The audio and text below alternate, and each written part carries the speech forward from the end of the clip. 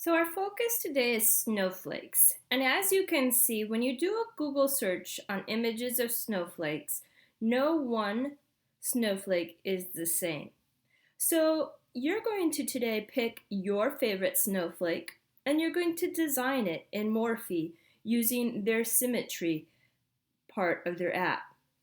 So I've looked at some of the different snowflakes and I've sort of been inspired by different snowflakes, and now I'm going to go into my Morphi app. What I love about this is that it allows me to draw symmetrical, which is really what our study of snowflakes is about. So this is one of the snowflakes that I did already. Okay, so you can see that I've already designed one, and my goal is to design 3 of them and then pick my favorite one. So the first thing I'm going to do is I'm going to click on the plus, and then I'm going to launch my drawing area. Next, I'm going to go over to the scribbles, and this is where I have to adapt a few things. So where it says mirror X and mirror Y, I'm going to put that on, as well as axes. Axes helps me to know where I'm starting with my snowflake. Now down at the bottom, I'm going to choose a really nice thin line for my snowflake so that as I start, notice that both my X and my Y axis are symmetrical. So now I'm going to start to design my snowflake. And sometimes my branches need to be fixed a little bit. But what I'm going to ultimately end up with is a snowflake that is symmetrical. So now I am finished with my first snowflake. So I'm going to go over here to where it says 3D. And now I have a snowflake, but the problem with my snowflake is that snowflakes need to actually be able to hang. Can you see any location on my snowflake that would actually work to do that? I can't find any. So I'm going to start over again, and I'm going to do undo, and I'm going to go back. I'm going to turn on both of my things. And the first thing I'm going to do is start with my clear all. I forgot to narrow it down. I'm going to start with the part that I want, and make sure that you don't stay on the eraser.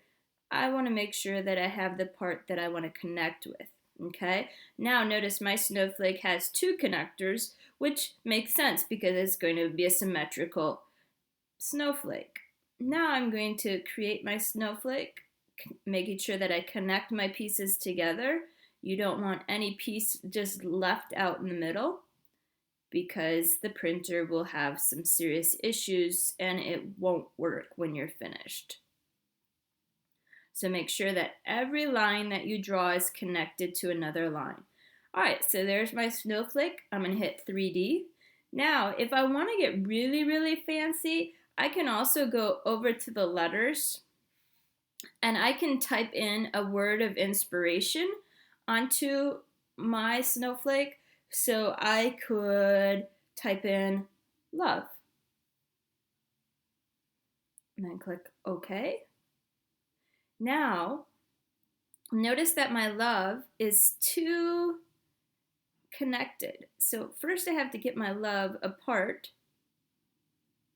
And this takes a little bit, okay? I'm not going to pretend that this is an easy thing.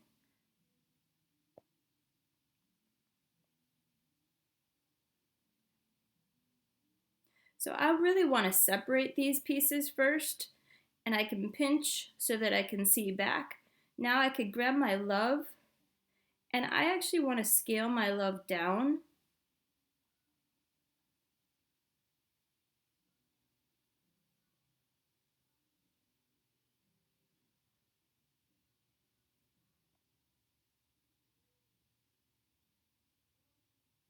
And then I'm going to put it up in the air a little bit so that when it lays on my snowflake, and you can see like I'm having a little bit of trouble right now. So part of it is just learning how to navigate these different pieces, and that just takes practice. All right.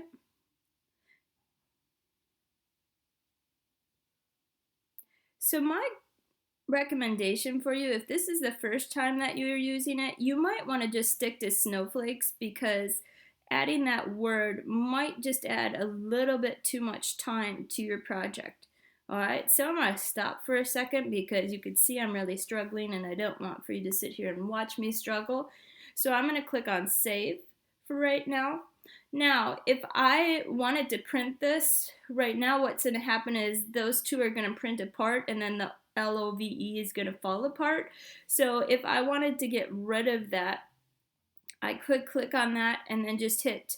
But make sure that you're clicking on the right thing. Notice that the snowflake right now is highlighted and not the love. And I really need for my love to be highlighted. Now see how love is highlighted? If I hit delete, which wasn't supposed to happen that way, I'm going to hit undo. Let me try that again. So actually, it looks like it's the opposite of what I was thinking. The one that is shaded is that. So notice, I mean, you got to play around with this a little bit. You can't just expect for it to be perfect the first time, all right? What I really like are the undo and redos. They've saved me more than a few times. Now when I save it, I will have a snowflake that is just a snowflake. When I'm all finished with 3 different designs, I'm going to pick my favorite one to be printed.